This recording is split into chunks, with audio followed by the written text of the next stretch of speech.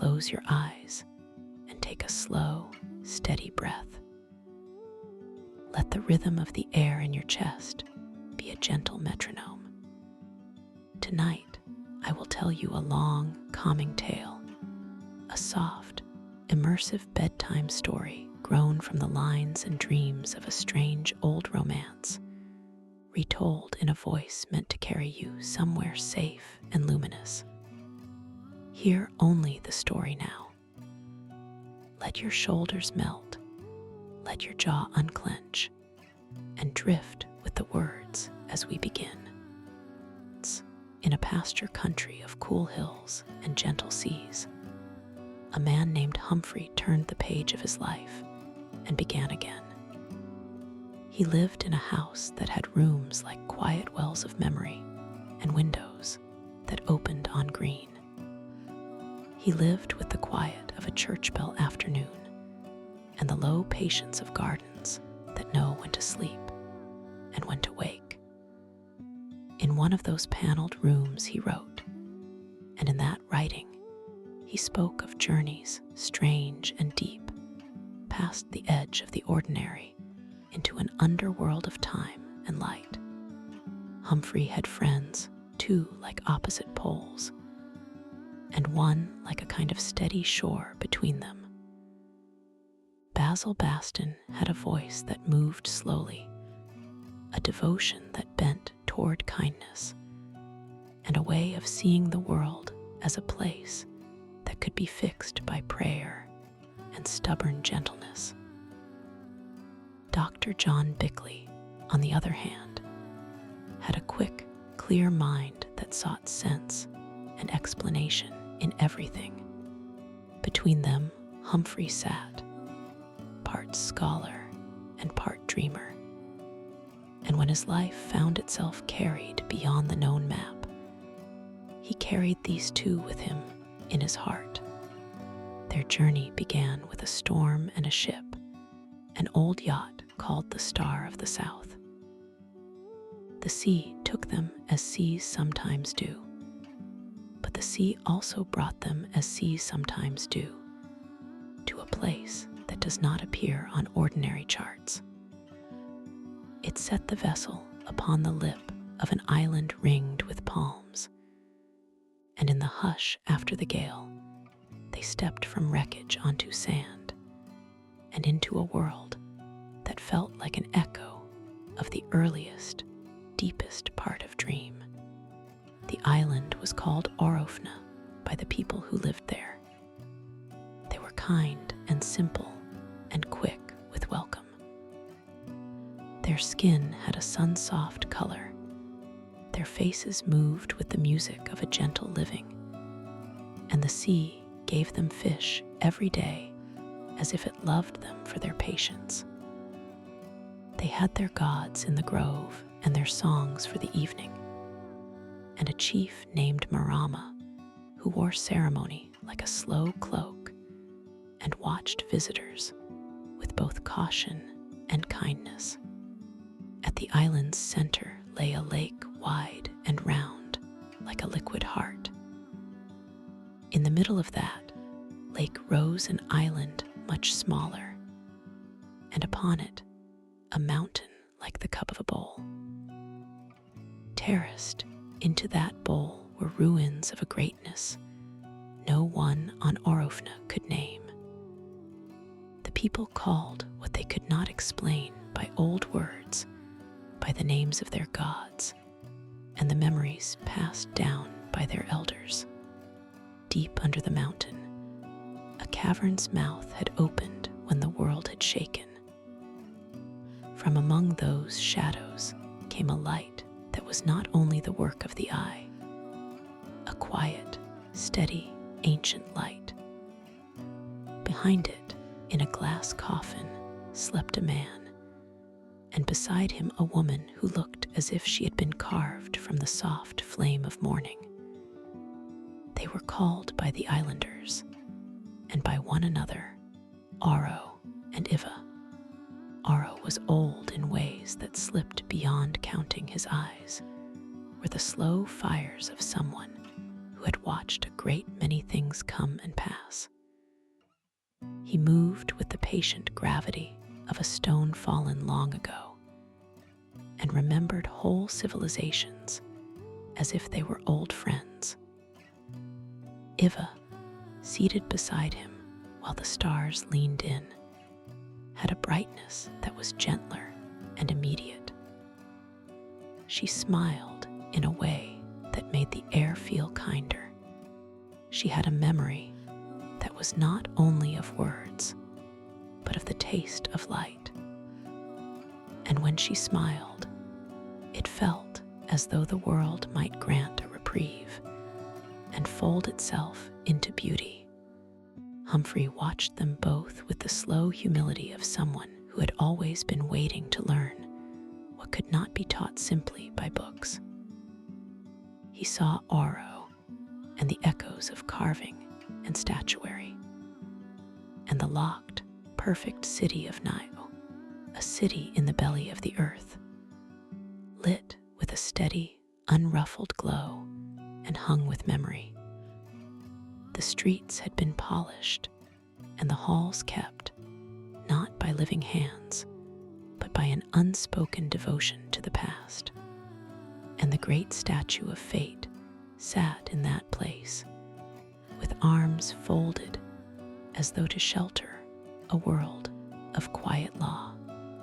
When he saw the sleeping pair and the clear, radiant woman in the glass, Humphrey felt something settle in him. It was curiosity, yes, but it was deeper, a warm, mainline ache of recognition, as if something in him had been waiting to meet something that had once known him. Of course, the world has a way of threading lives one on top of another.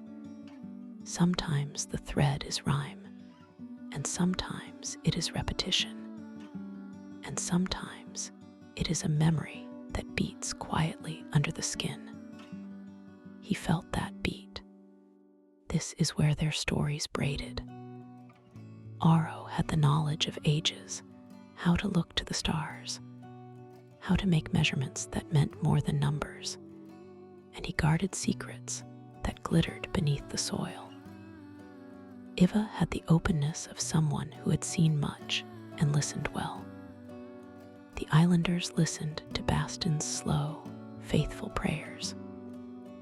They watched with childish eyes when Bickley, clever and kind in the hand, healed sickness and stitch and strain with instruments and steadiness.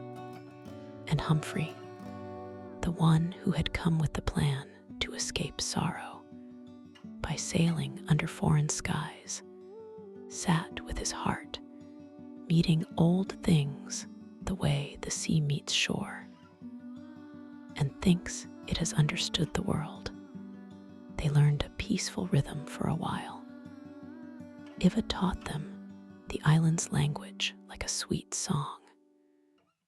The islanders brought offerings of fruit and bread, and the three strangers, as if part of a little court convened by chance, set up their small life by the shore. They planted and mended and listened to the sounds of the place.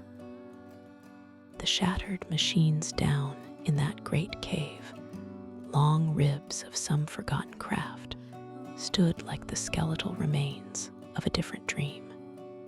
They were proof that people had once flown across skies in other ages. Or so the carved architecture said. Humphrey's nights, however, pressed like water on the soft earth of his spirit. He had been a man who had built much in the wake of sorrow, and then lost. The seas of memory sometimes came back with a force that would break his little barrages. It was in the quiet watches that he felt Iva most, when she sat by the lamp and watched the stars and told him things that did not have names any longer. She told him of the old days and said there were centuries when the world had been different, when people had lived longer, when cities were arranged by laws of a mind not quite like ours. Yet she also talked about the small, close things, the way a child laughs as it learns to run, the way a piece of bread tastes when the salt is right, the way a pet presses its head into a hand. One evening, she took him to the place where the island remembered its biggest mysteries: the stone altar, the carved temple, the place of offerings. The moon lay on the water and made pale coins on the lake. The night was mild, and the palms waxed silver and dark. She stepped close to him. Her hand found his. Her voice was low and steady. And then she said words, soft, honest words, about the way she had seen things while she had slept long under glass and mystery. Her eyes seemed to hold small fires of a future and a past. The sound of her words was like someone telling you that they have been awake in a dream and have found the heart where your own was waiting. Humphrey learned that Iva had once, in an earlier circle of days, been named Natalie. He learned that in an earlier life, some manner of pattern that bent across the years, she had known him already. There is a gentle kind of astonishment when one learns something tender across time. It lowers the head and expands the lungs. It makes a person whisper. Humphrey whispered then. He told her of a woman he had loved and lost, Natalie, of how her hand had once brushed his and set him to listening to the wind differently. She listened, and when she answered, she spoke of tenderness and of a strange promise that had been dream-woven in her own heart too. She looked at him with that clarity that all loving faces hold when they are both soft and fierce, and said simply, "I have come to believe because I have been shown that hearts travel where names do not always go. Lovers can find one another across the long rooms of time. It is not a matter of clock or counting. It is a way of the soul." He believed her, not with the little certain belief of a learned man, but with the deep, undecorated kind of belief that changes a person gently and forever. In the hush, they promised something like surrender. They would go forward together, if life allowed them, for a while. For the night, they lay together beneath the palms, and the sea began to murmur its simple counterpoint. But nights at islands bend toward change. The old pulse of the world remembers rules older than grief. Under the mountain, a mechanism older than living memory waited at a hinge. It had been set long ago to tilt the earth a hair's breadth, one wafer of difference in the great balance that kept continents in their place. It was no ordinary weight, but a terrible instrument. A turning machine of power rolled, and ready by arrangements of bone and stone and long-cooling metals, whose motion, once diverted, would shift the sea and the shore and tip the world's balance into a different pattern. Aro, with his long memory and his fear of dying in a small corner of time, wanted that movement. He thought he could master the world again by such a single, decisive shove, by making a chosen pattern of nature's great turning. He had kept deep instruments and plates engraved with the tracks of the stars and a plan for a change. He had stood long above the map of the globe and said, "If I set this lever and aim this beam on that point, the world will move." He had the old confidence that the future could be ordered if you only had the right number of months and the right metal. It came to the night of the choice. The great wheel of light that rolls through the caverns came near. The device that had been kept in a deep shaft came into the place where its rim might be nudged to a different groove. The searchlight that could focus the great force of the heart of the world was in place. Hum and thunder and the slow marching of an undaylight rushed around them. The great gyre floated toward its mark. Across that great space stood a woman. Iva stood in the bright place where the beam would fall. The rest of them stood at a wall, and a mantle of shields and ragged armor had been wrapped about them, old, metal-thick things to guard against a flash. But the light is not like the light of a lamp. It is something older, and it reaches like the inside of a comet.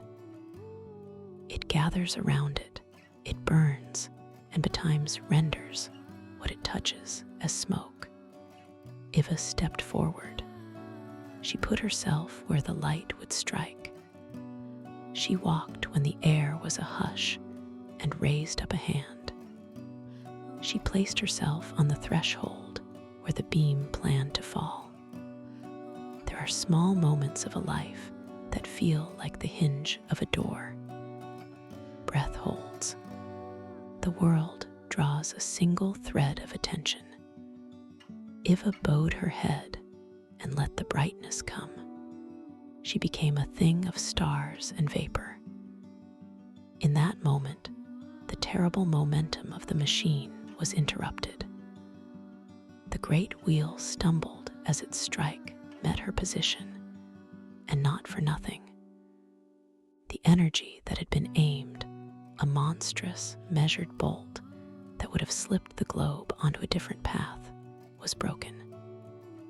It bent around the place where she stood. She became the altar where the world's lever found a softer place to land. And for the price of her presence, the rest were spared. It is hard to put such things into thin language. Some acts are not things of a single night. They are the shift of a continent of love toward courage. Gentle and exact, for all her brightness and power, Iva gave the world a steadying breath when it needed one. The terrifying wheel rolled off toward its old bed and set itself back into the groove it had always known. The sea curled in the proper bays again. The latticework of continents caught its usual tilt. When the brightness went and the hush settled on the hollow, Humphrey and the others found the cup of the sky clear above them. They were themselves, but not unchanged. There was an ache, the kind of grief that can be a blessing. Their hands were empty in the world's sense, but another currency had been spent. They left Arbuthnot at dawn. The islanders, who are gentle keepers of small sorrows and great songs, gathered around them with patient faces. Marama, the chief, who had been given a new kindness by the event, wrapped their little boat with the gifts he had to offer: fruit, bread, the comfort of bread warmed on the shore. He set them out into the water, and when the wind came, the little boat took them, and the sea folded gently over the wake. They did not find one simple course toward a nation or a city and forget everything else. Instead, they carried the memory of Iva with them as an old, breath-steadying song. The sea took them to a ship that would carry them to harbor, and the world slowly folded back into its ordinary night and day. Humphrey wrote of it when the quiet returned, and his hands wanted to order the memory into lines. He wrote of the fact of being called by a woman who had existed across long rooms of time. He wrote of courage that was simple and strong and final. In the end, there are small, faithful details to name. The dog, Tommy, who had kept a small, unsentimental love for his people, did not long outlast the shock and the loss. He died gently, and his ashes lay near the house in a small, honored place. Humility has its corners. Basil and John went their ways, one to keep ministering with all his faithful, sometimes blunt care, the other to serve with hands that knew how to mend. Humphrey, who kept his quiet house in Green Hills, carried the bright ring with its onyx scarred by flame on the day he died. The ring would be proof to those who know the odd combings of fate that extraordinary things do indeed pass, and the memory of Iva, that luminous figure with a name that asked one to remember the gentleness of light, did not vanish. It folded itself into Humphrey's days like a hymn. In the brightest and the most lonely hours, it came back to him as if to say, "Love is not bound by a single time. It threads through many rooms, patient and sure." Even after he speaks this story and his book is closed, the tale keeps its hush. Now, lying quiet where these words have traveled, breathe in slow and deep again. Draw the warmth of the day through your chest and hold it for a moment. Let it wash out, slow as a tide. Know that a woman once gave the world a steadying breath, and that love, simple, brave, changed the tune of nights. If your sleep feels thin, fold up the thought of this. A kind hand can stand in the bright strike and soften the thing that would otherwise be too hard to bear. You will not have to do such a thing. For now, rest. Think of palms and soft lamplights. Hear the small, steady comb of waves on a shore where safety lies, and let your breath match the calm of that quiet sea. Close your eyes and let the story become a warm, gentle wind over your shoulders. The world is wide and large with mystery, and there is room in it for kindness and courage and sleep. Good night.